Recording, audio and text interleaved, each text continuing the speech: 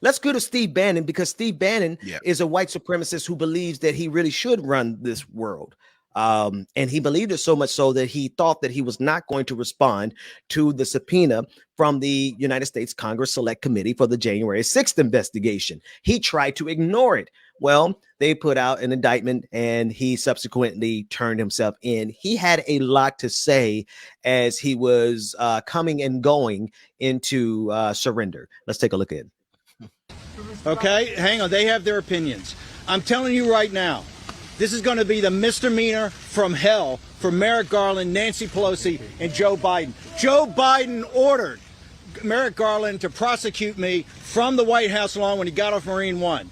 And we're going to go on the offense. We're tired of playing defense. We're going to go on the offense on this and stand by. By the way, you should understand Nancy Pelosi is taking on Donald Trump and Steve Bannon. She ought to ask Hillary Clinton how that turned out from them, okay? We're going on the offense. By the way, not just Trump people and not just conservatives.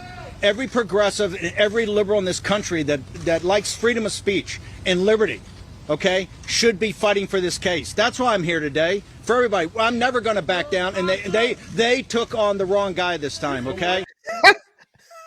Got the Hispanics coming on our side, African Americans coming on our side. We're taking down the Biden regime. Every day the focus, you got Raheem Kassam today, you got Dr. Peter Navarro, Captain Bannon. You're going to have Boris Epstein, the whole show.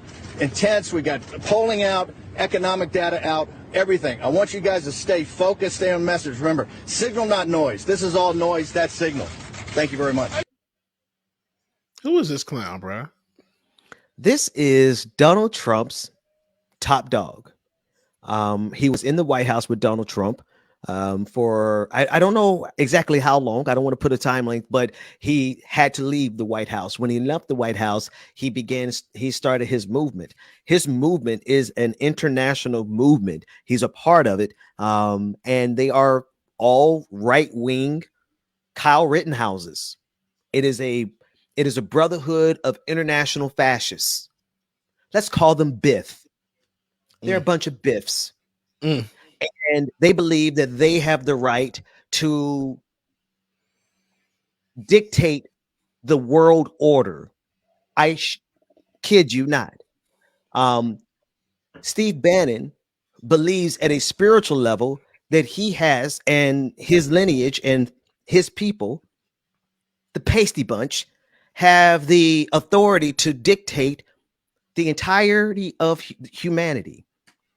And this is why he speaks with a level of conviction, where he feels as though he is, I don't know, some whiter Luther King. I don't know exactly who he is. But the gag is this. He's just a crusty, mediocre white dude who actually just got lucky and rode his train up with Donald Trump. And he's trying to extend his 15 minutes of fame, but he's doing so by using January 6th. He does need to answer for what happened on January 6th. He played a critical role in it. He was the radio show. He was the podcast. He was the beckoning call. Like Charlie Kirk sponsored 80 buses to go to this man's event. And then he said that he didn't want to talk to the Congress about it. And so now he's like, he's being persecuted. Oh, little Steve Bannon. He is a proverbial Martin Luther King and being persecuted by this big bad regime because he participated and helped orchestrate January 6th. Wow. Bro, it's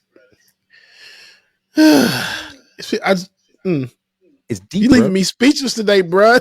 Man. Deep. We've been out here fighting these demons for a little bit, man. I've known about Steve Bannon for quite some time, and it all does connect together, man. It connects with the Kyle Rittenhouse. Absolutely. He's one of Kyle Rittenhouse's biggest supporters, and it also connects with January 6th.